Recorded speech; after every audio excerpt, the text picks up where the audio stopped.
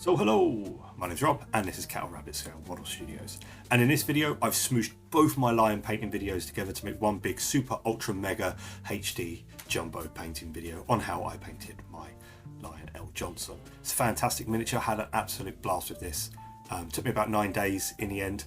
I'll leave everything in the description below. If there's any bits that I haven't covered, shoot them in a comment and I'll let you know what colour combinations I used to. There was a lot in this guy, he took me 9 days to do, so it was a pretty hefty video. But as always, like, subscribe, and let's get to it. So the first part I decided to tackle was the lion's shield. I'm not going to go into too much detail about how I did this, it was really easy to do. But basically I primed it in retributor armour, I gave it a wash of agrax earthshade. I then painted the bone eagle relief type thing, the same as I do my Deathwing power armour, but all I did was I substituted sepia for apothecary white contrast. I'll link it in the corner now if you're interested in watching that video, followed by some bright gold from the army painter, just to give a little bit of variance in some of the relief and break up all that gold obviously, and then I used a red and a blue and a green contrast paint to paint the gems. The base was painted pretty much how I've been doing my bases. Once again, I will link it in the top right hand corner now if you haven't seen how I do my desert bases. The only thing I had to paint extra was this cool little skeleton dude, and that was just I touched in some silver and some gold, and everything still got a dry brush as it usually would. I just had to add some extra colours, but the base wasn't really too much bother, just use a really nice big brush. Next up was this lion's pelt, primed in wraith bone and washed with sepia. I then glazed on some really soft highlights using ushabti bone and then followed by screaming skull. Nothing too fancy there. Now the cape. This method is really easy to do. I will be using a wet palette here, but if you don't have one, don't worry, just make sure your paint is always thinned or watered down appropriately. And your paints are at hand. For this, whatever colours you want to use, you'll need to pick out a mid-tone, then a light and a dark tone. Here my mid-tone will be warpstone glow, my light tone is mootgreen, and my dark tone is caliban green. However, for this video I will be referring to them as light, mid and dark tone colours, just in case you're not using green. The first step is to prime. Here I've used wraith bone spray. Once it's nice and dry, the next step is to paint your mid-tone all over the fabric. You might have to do a few coats, and as always make sure your paint is nicely thinned with a bit of water. What we're looking for here is a nice smooth solid finish. Now we have a nice solid colour, I like to add my shadows. To do this I take my mid-tone and my dark tone, in this case my warpstone glow and caliban green, and I create a mixture of 2 parts dark to 1 part mid-tone. I also add a little bit more water than I normally would, so it sits somewhere in between thinned paint and a glaze. I then paint this into all the folds on the cape.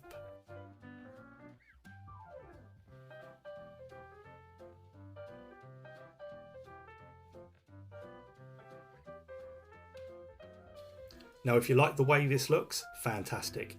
If not, we're going to push it further. Next we are going to take our light tone, and once again we're going to mix it, but this time 2 parts mid-tone, 1 part light tone. I'm then going to thin it down with a bit of water again, and this time I'm going to focus on all the raised folds, but making sure I leave some of that pure mid-tone showing. Also, it's worth noting that if layering isn't really for you, you could probably just dry brush these steps. I would recommend using a small to medium dry brush just for a bit more control, and making sure your bristles are just ever so slightly damp to avoid that chalky look.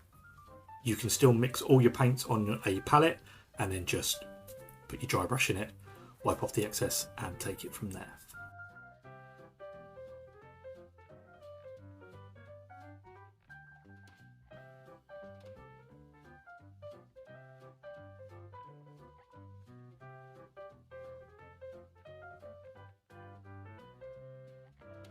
I then repeat this process, but this time it's 1 part mid-tone to 1 part light tone. Once again, focus on the folds, but leave some of the previous highlights showing.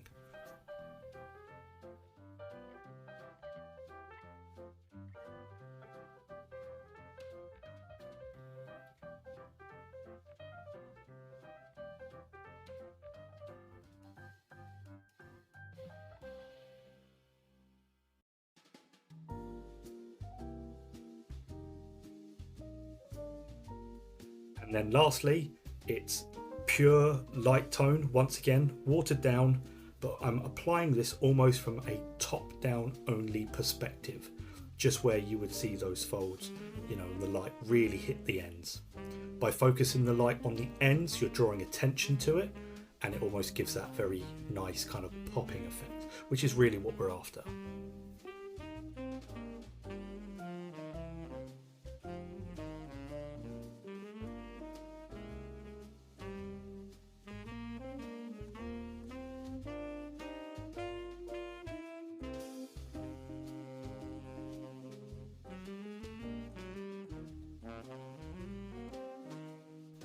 And then lastly, I just give all my edges a fine highlight of my light tone to finish it off.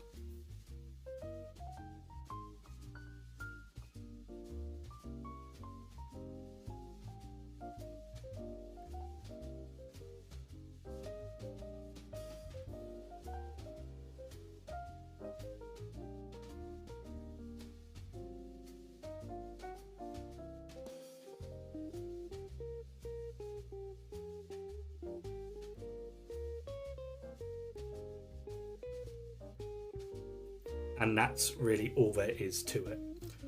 A good brush with a nice point really helps on this method. Take your time. Once again, I didn't say this was fast. I didn't say that. I said it was easy, and it is. If you just take your time, you can actually achieve a really, really cool effect. We've used no washes whatsoever, free paints, job done. I also completed the underside of this cape, as you can see here, using Dawnstone, Corax White and White Scar. However, I will say I can't recommend a wet palette enough for people that are obviously going to try this method and stuff like that. It helps regardless. Even if you're a miniature painter, I would always recommend having one. Here you can see some more cloaks I've completed, all in the same way. It's literally 2 steps forward and 1 step back each time until you can't go any brighter than your lightest colour. So now what would be part 2 of the video, we are going to go onto the power armour. Now, don't worry about the cloth and things like that. I feature that later on in the video, so if you want to know how I painted my cloth, just stay tuned. This was all primed with Corvus black before getting started. It's a really, really, really lovely smoky black colour and was perfect for a base coat of what I actually needed to begin with. The first thing we are going to do is we're going to use Caliban green and we're going to use some Army Painter matte black. I've been using this matte black a lot lately. I really, really like it. It's a good substitute for Corvus black, but it dries completely flat. But any kind of black with a more smokier tone will work for you. Another good one, Pro Acryl, they do a lovely coal black. That will work just as well. But for this video as well, I am going to use a wet palette, and there's a good reason for that as well. So you can see here on my wet palette, I've got my Caliban green and I've got my matte black. I'm just going to mix a little bit into this. Now, the reason why I insist on using a wet palette all the time, and a lot of people that talk to me about getting a smooth finish on things, I always use a wet palette. It's really good if you struggle with watering down your paints and knowing the consistency to water them down to. For this, a wet palette is invaluable for a model like this to keep that finish nice and flat and really show off that detail. So all I do is I take a couple of drops of the matte black, mix it into my Caliban green till I'm somewhere between, I guess, a dark black and Caliban green. If you are going to do this all in one go, I would recommend you mix up enough so you don't have to mix it. Otherwise, sometimes you do run the risk of not mixing up the same colour twice. But all I'm going to do now is just using any old brush with a good point on it that's fairly big. I'm just going to base coat the section of leg.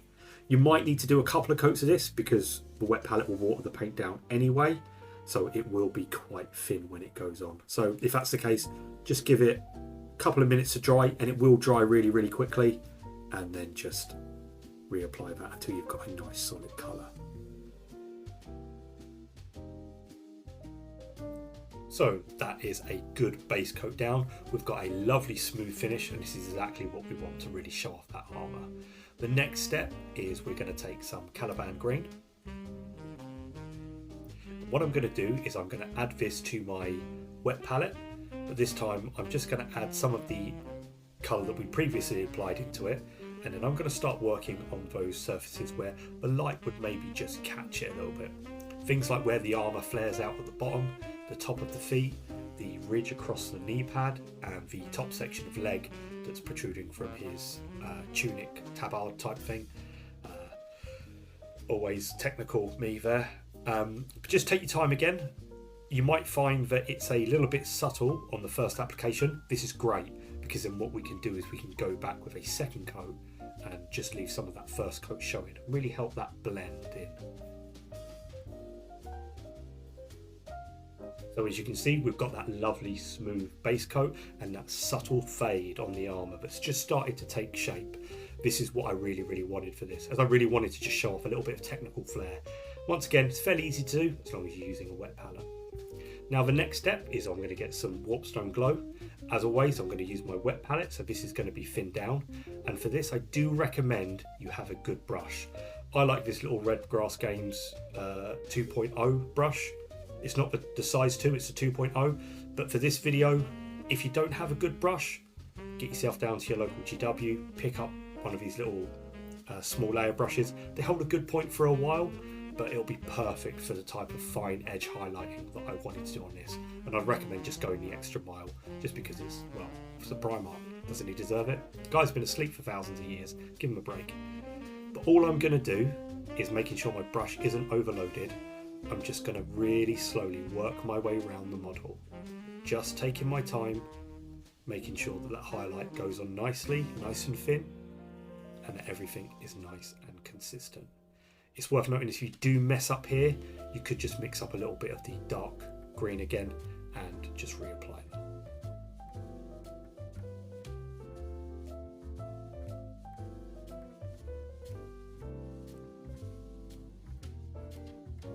Now our first set of highlights down, really you could kind of leave it here, and to be fair, if you didn't want to do the previous step with the neat caliban, you could probably just leave it here. But I like to push it a little bit further. Here I'm going to use some mootgreen mixed in with warpstone glow again. Once again, all mixed onto the wet palette. I'm not looking for that bright lime green, moot green highlight. I just want to tone it down a bit and move it more to a more saturated green like warpstone, but I do want to add a little bit of colour to it. Here I'm being really selective where I put my highlights. You don't need to highlight every part of the model. If that's your thing, fantastic, go nuts. But me, I'm just going to look at where the light would hit, so things like the top of the knee pad, the ridge on the armour panel at the top of the knee, and just where the groove in the armour panel is. Running down, I'm just going to focus a little bit just towards the bottom there. Once again, take your time with this. Make sure your brush isn't overloaded and has always got a good point on it.